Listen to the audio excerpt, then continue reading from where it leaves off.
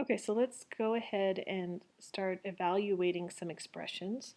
So this time we're actually given the expression, and in this case 8 minus 2z, and it says evaluate if z equals -1. So I'm going to do that work over here, and what it's asking you to do is rewrite the expression, but where you see a z, replace it with a -1. So I'm going to write 8 minus 2, and then I'm going to replace z with -1, and I'm going to just put in parentheses.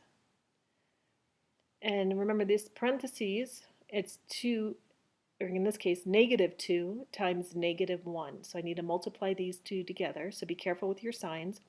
A negative times a negative is positive. And remember, the little trick for multiplying is you can draw this little triangle with one positive and two negatives, and it doesn't really matter where they're placed. And if you're multiplying two negatives together, and this works for multiplication and division, so if I'm multiplying two negatives together, you would cover those up. So you would ignore these two here, and you're left with a plus sign, which means your answer is positive. Now, if I was multiplying a positive and a negative together, I would cover these two up, or these two, it doesn't matter.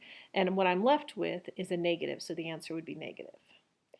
So going back here, -2 times -1 is a +2, so I'm going to rewrite this as 8 plus -2 times -1 is a +2. And now we just need to add 8 plus 2 is 10. Okay, so let's look at the second one. B says the height of the tank is 1.4 times its width. Find the height if the width is 5 feet.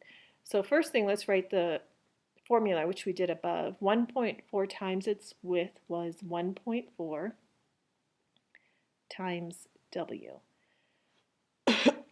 So now it says find the height if the width is 5 feet. So I need to go back, and where I see a W, I need to plug in 5. So this would be 1.4 times 5. And then you need to go ahead and do that multiplication. 1.4 times 5, you can use your calculator. I will do it over here on the side just to show you if you want to do it by hand. So multiply 4 times 5 is 20, carry the 2. 5 times 1 is 5, plus 2 is 7. Okay. And then you have one decimal, so starting over here I need to move my decimal one place over. So it's 7.0.